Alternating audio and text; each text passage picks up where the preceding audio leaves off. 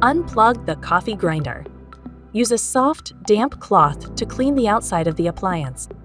Wash the bean hopper with mild detergent and rinse. The glass lid and grounds cup are dishwasher safe. Clean the grinder burrs every 3 months. Remove the hopper. Turn the grind size dial counterclockwise and remove. Pick the cleaning brush out of its compartment. Carefully brush the flat burrs.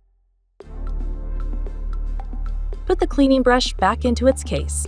Replace the grind size dial by rotating clockwise all the way until it stops. Put the bean hopper back.